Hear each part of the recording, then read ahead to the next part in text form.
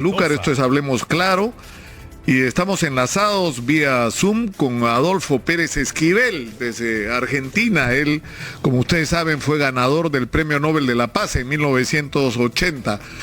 Adolfo, muy buenos días, gracias por atendernos.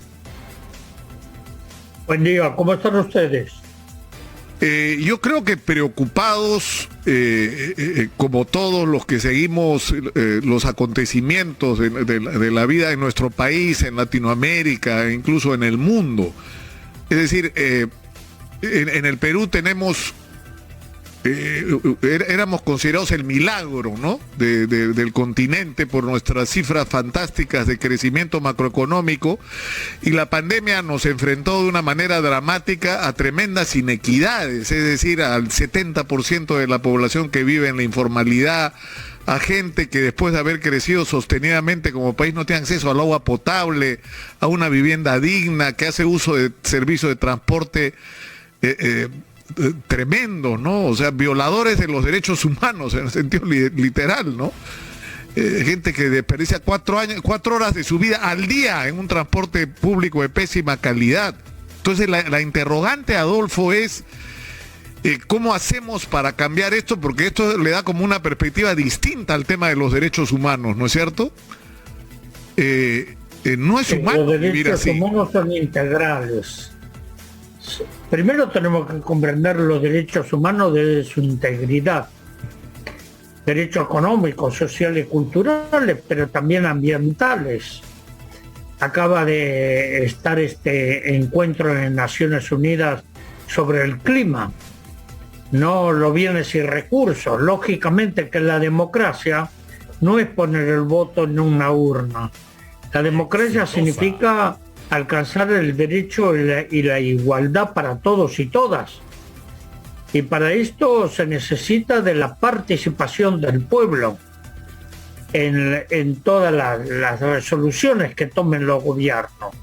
Los gobiernos deben de estar siempre al servicio de los pueblos, pero muchas veces son las dirigencias políticas que manejan las cosas desde otras perspectivas, macroeconómicas. Lo que señalabas es muy importante: la pobreza, el hambre, la falta de viviendas. Bueno, esto es el desafío de construir otra sociedad. América Latina no es un continente pobre, Perú no es un continente un país pobre, pero somos países empobrecidos. Los recursos, los bienes, se van para otro lado, no están al servicio de los pueblos. Entonces, esta economía es una economía especulativa, pero no es una economía social. Hay que cambiar la forma. Hablaste también de la pandemia. La pandemia puso en la superficie la desigualdad social y tenemos que recuperar el derecho de la igualdad. Y para esto se necesitan políticas sociales, educación. Ustedes ahí en el Perú tienen un gobierno nuevo. Hace muy poco tiempo que están y tienen que enfrentar problemas. Señalémoslo rápidamente, no son los únicos los que voy a señalar. La deuda externa, que se ha transformado en una deuda eterna, impagable, inmoral, que los pueblos la tienen que pagar.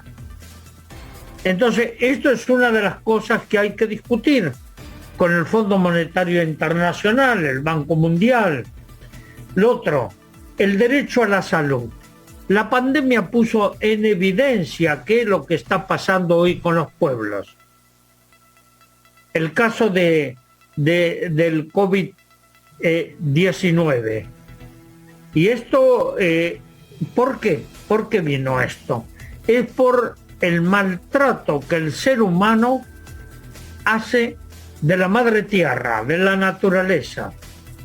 Se está destruyendo. El Papa Francisco, en la Laudato Si y en Fratelli Tutti, lo puso muy en evidencia esto, que si no hay fraternidad, Mira, voy a poner un ejemplo muy concreto para quienes nos están viendo, escuchando.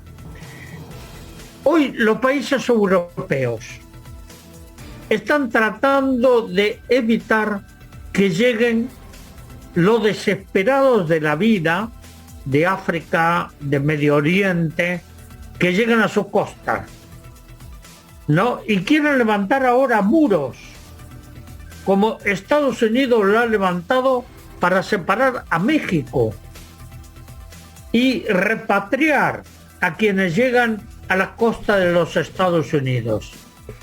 Entonces, esto es una desigualdad enorme mundial que hay que cambiar.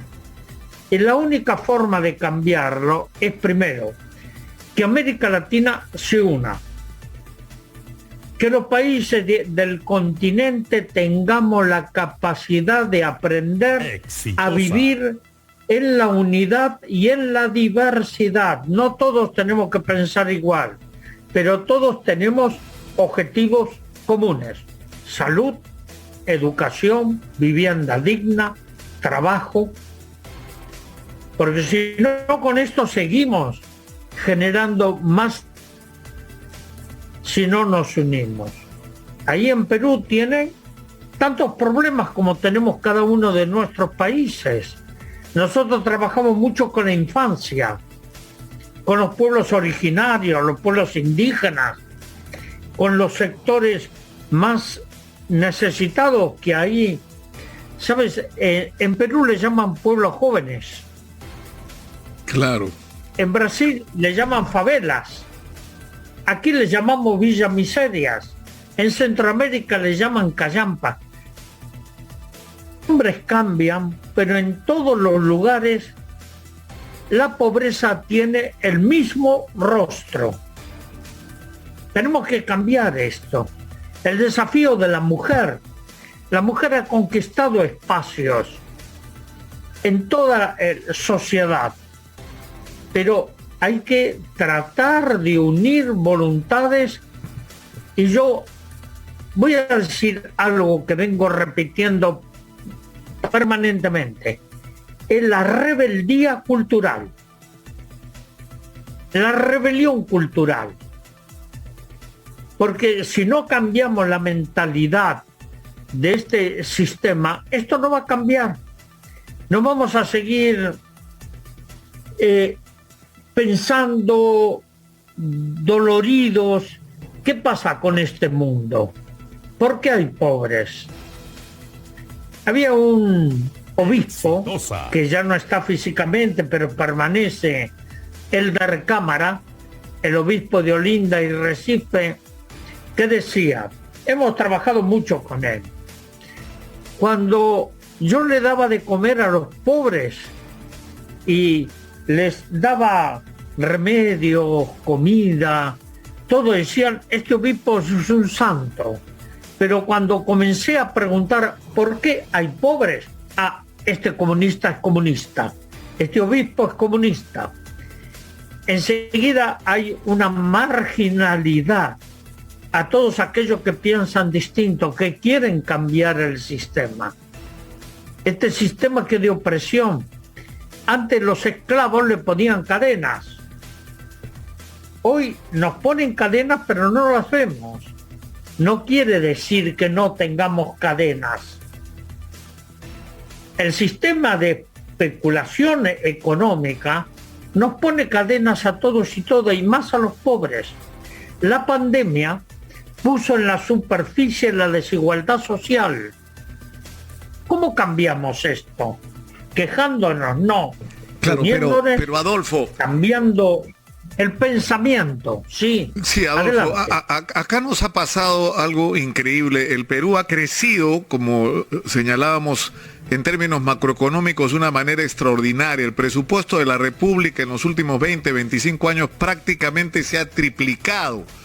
Y encima hemos entrado a un boom, lo que llaman un superciclo del precio de los minerales, donde lo que nosotros queremos es lo que el mundo necesita y está a los precios más altos que nunca. Es decir, y esto va a durar varios años. Es decir, va a entrar dinero al Perú como no ha entrado nunca en nuestros 200 años de historia republicana, pero ¿sabe lo que nos ha pasado, Adolfo? Es decir, es cierto que podríamos negociar mejor los contratos, tener mejores ingresos, ¿no es cierto? Pero lo que nos ha pasado es que los recursos que hemos tenido disponibles los hemos usado muy mal, por ineficiencia y por corrupción, Adolfo. Es decir, tenemos un aparato del Estado incapaz de ocuparse de los problemas de la gente y a alcaldes, gobernadores regionales, ministros y presidentes haciendo cola para ir presos por ladrones. Entonces, y esto nos lleva directamente a la crisis de la clase dirigente, de los políticos. Tienes gran parte de razón, ¿no? Tienes razón y comparto lo que acabas de señalar. Ahora, estas democracias, el sistema democrático que vivimos, es la democracia delegativa. Nosotros, cuando votamos, delegamos el poder en quienes nos gobiernan. Esta democracia delegativa no sirve. Necesitamos construir la democracia participativa, que los pueblos tengan herramientas jurídicas, constitucionales, para poner límite al abuso de los gobernantes. Cualquier tipo de gobernante. Miren lo que está pasando en otros países, en Colombia, en Brasil, con Bolsonaro. Las muertes terribles.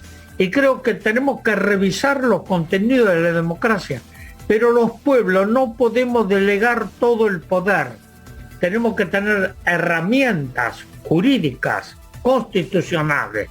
Vuelvo a pensar en esto, en tener las herramientas para democracias participativas.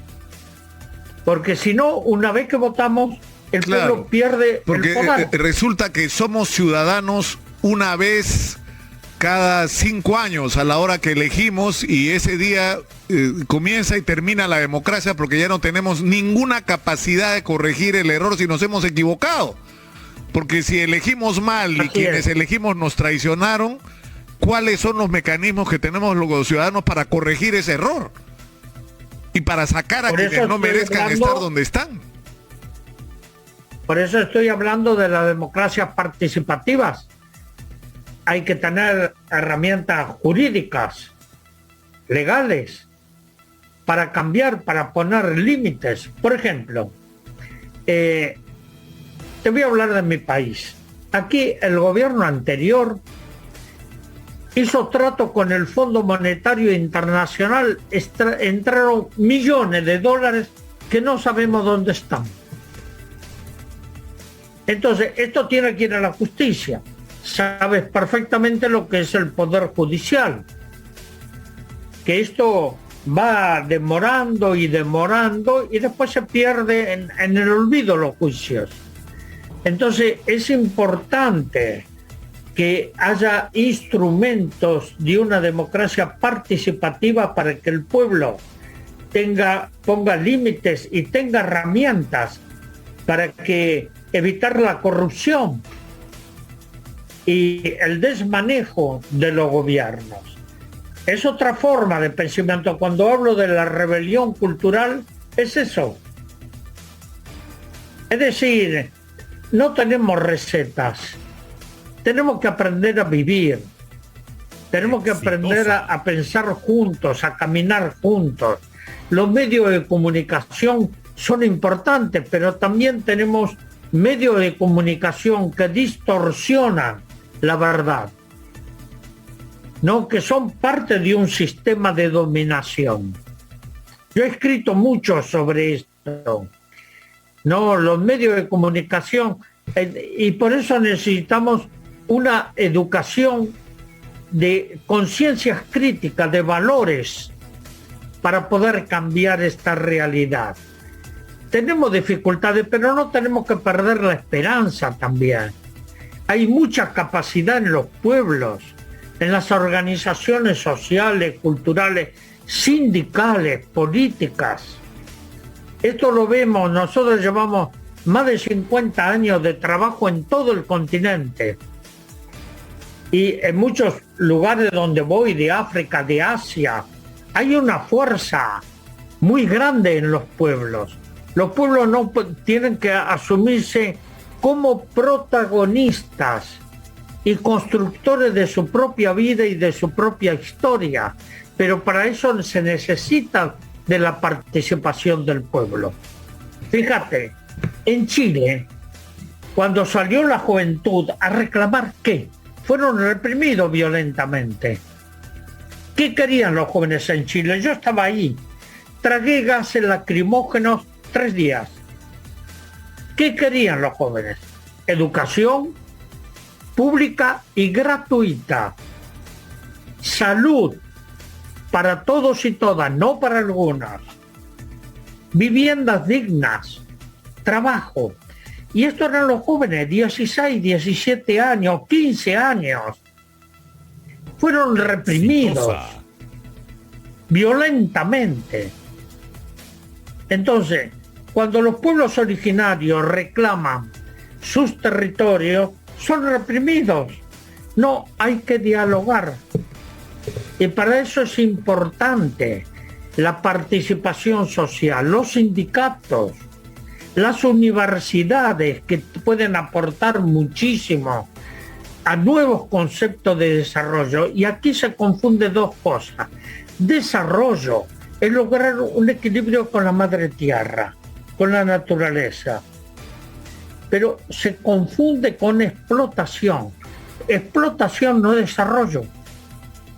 Son conceptos totalmente distintos que tenemos que fortalecer lo que debe ser una educación libre, una educación liberadora. Mirá, yo sigo enseñando en la Universidad de Buenos Aires, ¿no? Allá mis casi 90 años, ¿no? Sigo en la enseñanza porque creo que es importante generar esa conciencia en los jóvenes, en los medios de comunicación, en la sociedad. Pero también así como sigo enseñando, sigo aprendiendo de mis hermanos indígenas, de los campesinos, en las favelas, en los tugurios. Y ahí es donde podemos aprender a vivir. Esto es lo importante. Tenemos que aprender a vivir, pero ser hombres y mujeres libres. Adolfo, tenemos que ir terminando y yo quisiera recordarle a la gente que la Universidad César Vallejo está celebrando sus 30 años y entiendo que vas a tener un Zoom, ¿no es cierto? Te van a distinguir como el doctor honoris causa y vas a tener un encuentro virtual este jueves 12 a las 10 de la mañana a través de las redes de la universidad con todos los estudiantes de la universidad, lo cual va a ser un privilegio para los chicos que estudian en la César Vallejo. Pero yo no quería terminar sin algo que creo que debe preocuparnos a todos, que son, Adolfo, los niveles de intolerancia. Nos hemos vuelto una sociedad terriblemente intolerante, donde unos nos excluimos a otros y estamos todo el tiempo buscando qué nos divide.